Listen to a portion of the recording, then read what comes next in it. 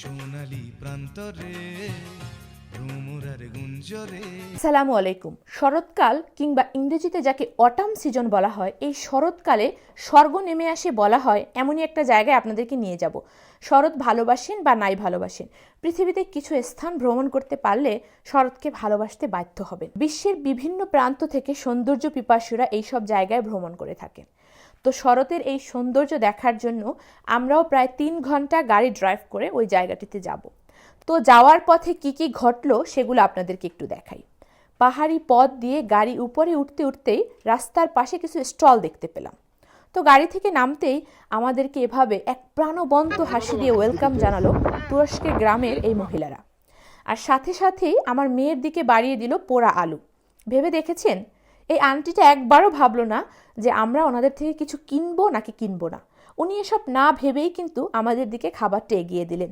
আসলে আমরা অনেক সময় বলি পৃথিবীতে ভালো মানুষ নেই। আমার মনে হয় এখনও পৃথিবীতে কিছু ভালো মনের মানুষ আছেন, তাই পৃথিবীটা এতটাই সুন্দর। ওনারা মূলত পোড়া আলু, ভুট্টা সিদ্ধ, বিভিন্ন রকমের পাহাড়ের ফলমূল বিক্রি করছিলেন। আর পাহাড়ি পাতাগুলো দিয়ে যে চা তৈরি করা হয় ওই চাও বিক্রি করছিলেন। আরও ছিল 100% পিওর হানি। আর যেটা ইন্টারেস্টিং ছিল সেটা হচ্ছে এই ফলটি, যেটা দেখতে আমাদের দেশের কাঁটাবহরি ফলের মতো। যদি ছোটোবেলায় এই কাঁটাবহরি ফল দিয়ে এভাবে মালা গেঁথে থাকেন তাহলে তারা আমার সাথে রিলেট করতে পারবেন। তো যেহেতু পাহাড়ের উপরে গাড়িটা থামলো, তো পাহাড়ের উপর থেকে একটু এই পাহাড়ি ব্রেথ ট্রেকিং একটা ভিউ দেখার চেষ্টা করছিলাম, কিন্তু বাতাসের কারণে দাঁড়িয়ে থাকতে পারছিলাম না। আমার মনে হচ্ছিল বাতাস আমাকে উড়িয়ে নিয়ে যাচ্ছে। তাও একটু ছবি তোলার জন্য আর কিছুটা সময় উপভোগ করার জন্য দাঁড়ালাম। তো আমরা আলু পোড়া আর ভুট্টা সিদ্ধ নিয়ে পথে রওনা হলাম। আর যেতে যেতে আপনাদেরকে এই শরৎকালে প্রকৃতি যে এক নতুন রূপে ধরা দেয় সেটা একটু দেখাই। গাছগুলোর মধ্যে একটা জিনিস খেয়াল করেছেন, কিছু সবুজ গাছ আর তার মধ্যে কিছু হালকা সোনালি রঙের গাছের পাতা, আরও আছে গাঢ় বাদামি রং। তো এই যে রং বেরঙের একটা ছন্দ, এটা আমার কাছে কোনো শিল্পীর আঁকা ছবির মতো লাগে। ভিডিওতে যা দেখতে পাচ্ছেন বাস্তবে এর রূপ আরও বেশি সুন্দর, এতটাই সুন্দর যে এই পথ আপনাকে বারবার ডেকে নিয়ে আসবে। আঁকা বাঁকা মেঠো পথে গান শুনতে শুনতে যাচ্ছিলাম, আবার মাঝে মাঝে কিছু জায়গায় বিরতি নিচ্ছিলাম। আসলে এই বিরতি নেওয়ার জায়গাগুলো স্পেশালভাবে তৈরি করা হয়েছে যাতে নেচারকে উপভোগ করা যায়, ছবি তোলা যায়, এরকমভাবেই তৈরি করা হয়েছে। আর এই স্পটটি থেকে 2 পাহাড়ের মাঝখানে সৌন্দর্যটা দেখা যাচ্ছিল, আর অনেক উপর থেকে গাছগুলো দেখা যাচ্ছিল।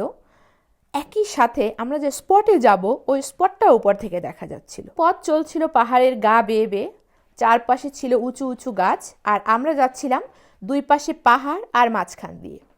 এই পথের দূরত্ব যতই হোক না কেন আপনার কোনো বিরক্তি আসবে না, মনে হবে এই পথ যদি না শেষ হতো।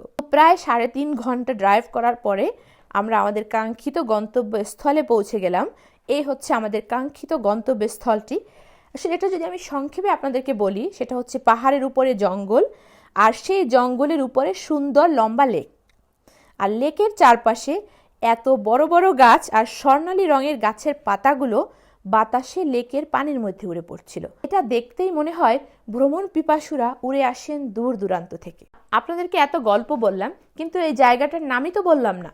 এই জায়গাটার তার্কিশ নাম হচ্ছে ইয়েদিগোল্লার, মানে 7টা লেকের মিলন মেলা।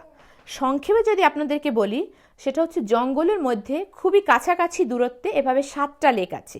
আর এই লেকগুলো খুব বেশি বড় না, একটু ছোট আকারের লেকগুলো। আমি আসলে আপনাদেরকে সব লেকগুলো ঘুরিয়ে দেখাবো না, এখানে আমি আমার পছন্দের জায়গাগুলোর ভিডিওগুলো দিচ্ছি শুধু। তো লেকগুলো প্রথমে কিন্তু অনেক বড় ছিল, কিন্তু আস্তে আস্তে মাটি পরে ছোট হয়ে গিয়েছে। আর এখানে যে মানুষ শুধু শরৎকালেই আসে বিষয়টা কিন্তু সেরকম না। প্রকৃতির প্রত্যেকটা সিজন, সামার, রেইনি সিজন অথবা অটাম, যখনই আসেন না কেন এখানে অন্যরকম এক সৌন্দর্যের লীলাভূমির দেখা মিলবে। শনশন বাতাস আর পায়ের নিচের শুকনো পাতার মুড়মুড়ে আওয়াজে অনেকক্ষণ জঙ্গলের মধ্যে হাঁটছিলাম আর ভাবছিলাম, সত্যি আল্লাহ তাআলার এক অসম্ভব সুন্দর সৃষ্টি এই পৃথিবী।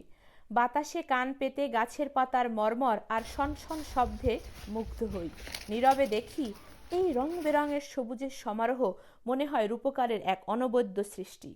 তো সব শেষে এভাবে আমাদের সুন্দর মুহূর্তগুলো ক্যামেরাবন্দি করে বাসায় ফেরার পালা চলে আসলো। আজ তাহলে এ পর্যন্তই। যদি আমার ভিডিওটি ভালো লেগে থাকে তাহলে অবশ্যই আমার পেজে একটা ফলো দিয়ে সাথে থাকবেন। আর যদি সময় হয় তাহলে ছোট্ট একটা কমেন্ট করে আপনার মতামত জানাবেন।